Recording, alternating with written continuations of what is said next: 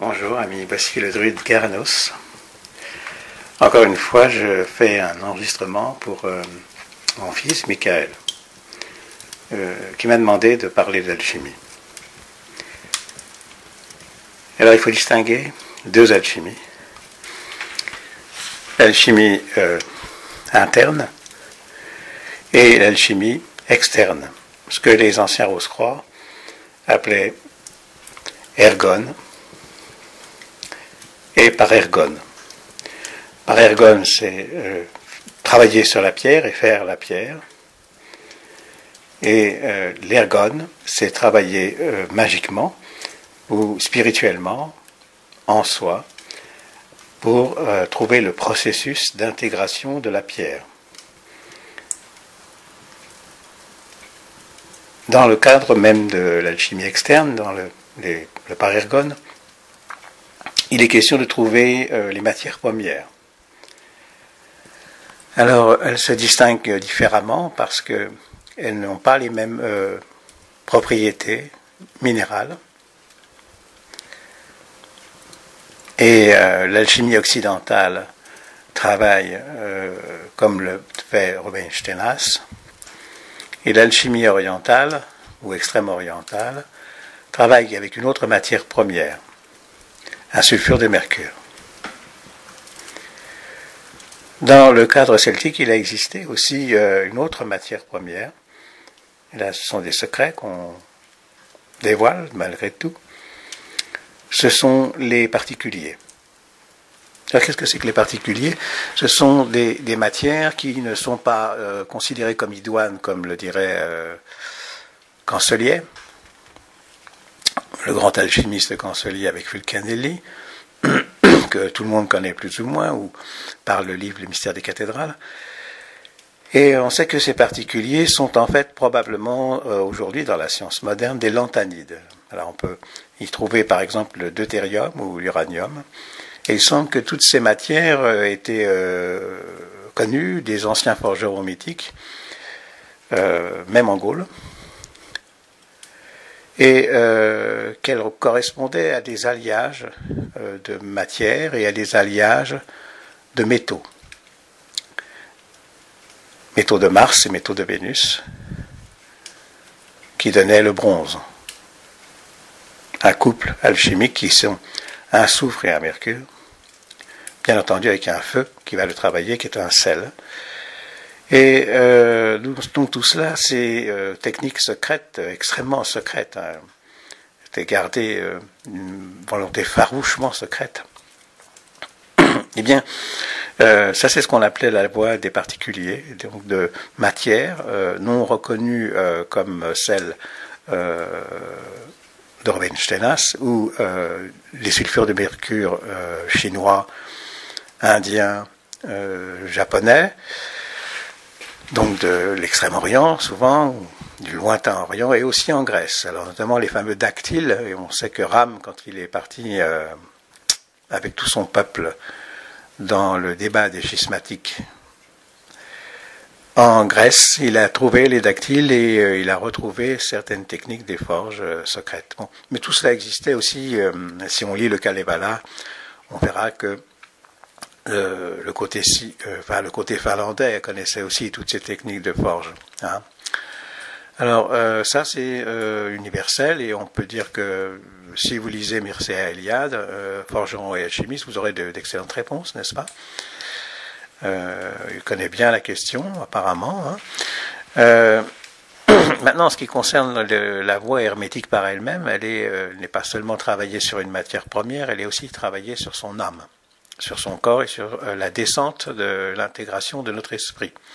C'est ce que l'hindouisme nomme l'atma et la bouddhi, qui constituent le 5%, c'est-à-dire l'esprit divin qui doit animer l'âme et le corps. C'est pourquoi, quand je dis que les initiés ont une âme, c'est précisément parce qu'ils reçoivent la bouddhi et l'atma par intégration, mais c'est un degré infinitésimal, et c'est ce degré infinitésimal de spiritualité d'être divin, ce germe de lumière qui va animer le processus d'intégration, d'individuation, que ce soit chez le taoïste ou le bouddhiste zen. Les tabliers des bouddhistes zen portent les dessins du soufre et du mercure, ce qui prouve que ça a été initialement une voie alchimique et ensuite qu'elle a été, le zen s'en est dépossédé pour aller vers une voie directe. Ensuite, le yoga égyptien, le yoga indien ou le yoga tibétain, tous ces yogas pratiquent une alchimie interne et sont reconnus par ceux qui ont été appelés les Templiers. Alors ces Templiers ont effectivement retrouvé ou trouvé plus exactement les méthodes alchimiques qui étaient propres au Moyen-Orient ou à l'Inde. On peut penser qu'ils sont entrés par les côtes de l'Inde et qu'ils ont été en relation avec des monastères ou des ashrams et des grands yogis qui leur ont transmis des mantras ou des pouvoirs spirituels qui pouvaient transmuter l'âme. Alors ces Templiers ont conservé ces techniques et par la suite, bien entendu, lorsqu'ils ont été détruits, bien ils n'ont pas été détruits complètement puisqu'il est resté encore les Templiers. Il n'y avait que sur 10 000 commanderies, si on pense qu'il y avait à peu près 6 à 7 personnes dans une commanderie, on a imaginé à peu près le nombre de personnes qui n'ont pas été brûlées vives par Philippe le Bel et sa clique. Alors ceux-là avaient conservé les mystères de l'alchimie et continuent à enseigner l'alchimie. Lorsqu'ils sont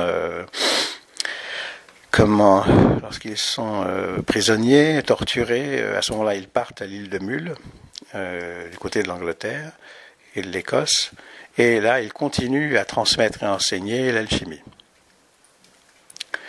Et c'est ensuite qu'ils ont essayé avec Jean XXII, le pape, de créer un collège, mais tout cela n'a pas été exactement comme on le voulait, puisque Jean XXII voulait s'approprier l'alchimie des Templiers. Ils sont donc devenus par la suite, de façon secrète, les Rose-Croix. Et c'est là qu'on trouve l'ésotérisme de la Bible et l'ésotérisme biblique qu'on retrouvera ensuite, bien sûr, beaucoup plus loin chez Rudolf Steiner ou Max Sendel. Bon, bien qu'il n'ait fait pas trop état de l'alchimie. Hein. C'est typiquement Rose-Croix. Mais enfin, il y avait des collèges templiers secrets qui ont continué, ont perduré de façon discrète, comme les Mesniers du Saint Graal, et celles-ci ont conservé des méthodes alchimiques qui étaient gardées secrètes.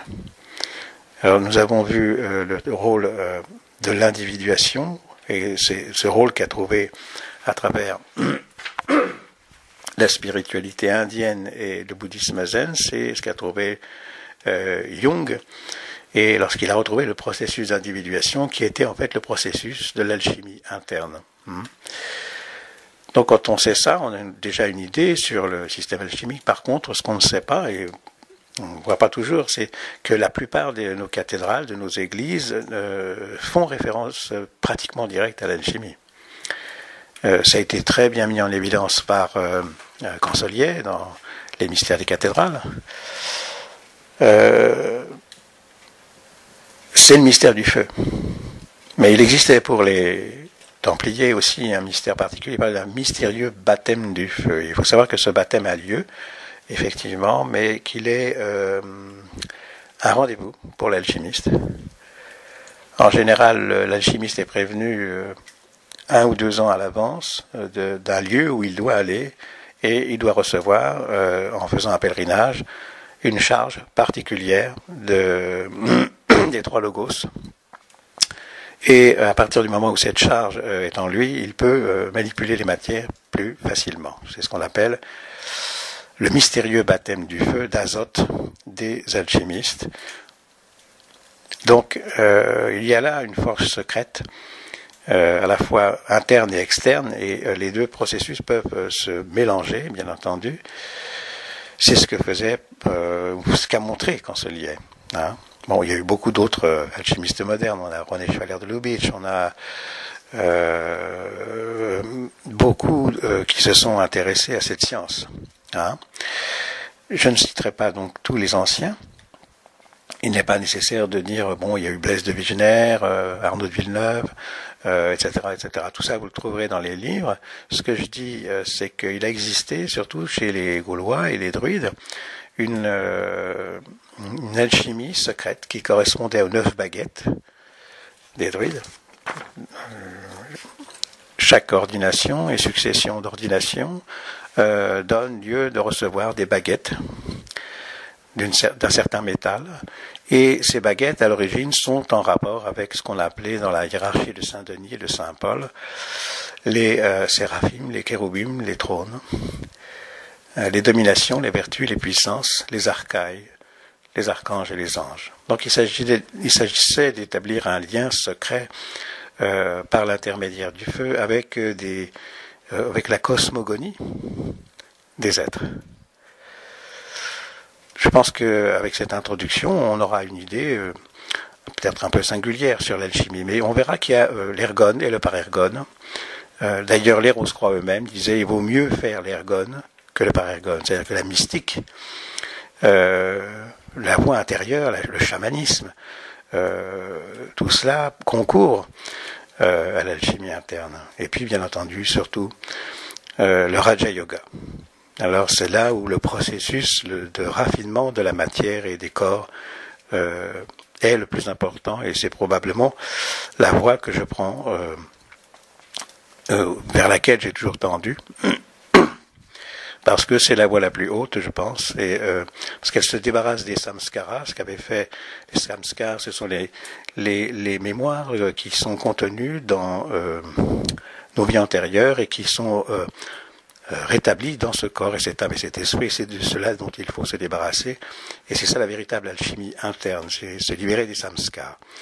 Alors le Bouddha lui-même avait déjà commencé ce travail avec le sentier des 8 nobles vérités, et le Christ a continué, a achevé lorsque Jésus de Nazareth, à sa naissance, a été adombré par le corps du Nirmanakaya Bouddha, et jusqu'à l'âge de 12 ans.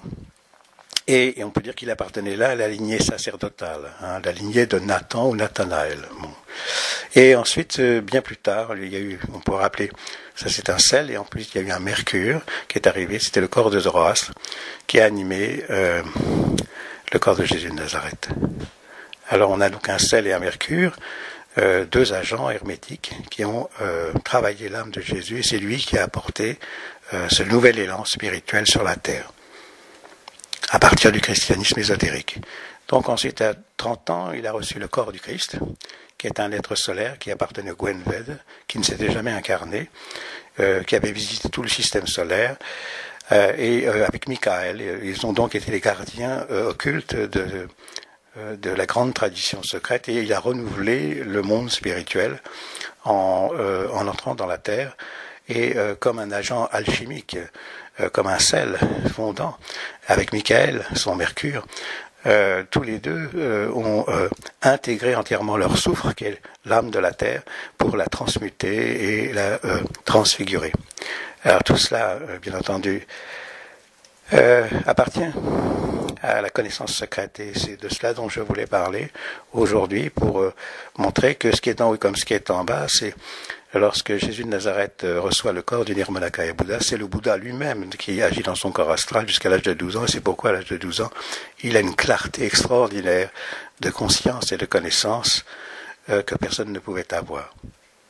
Et ensuite, c'est seulement en entrant dans la famille royale, la deuxième famille, où le premier Jésus meurt, et le second prend la charge spirituelle de son corps astral, de son corps éthérique, et c'est le corps de Zoroastre à partir de ce moment-là qui travaille l'immense initié qui avait déjà lui cédé son corps astral à Hermès, son corps éthérique à Moïse, et avec Nazarathos qui en Chaldée lui avait transmis à Pythagore les grands secrets de l'hermétisme.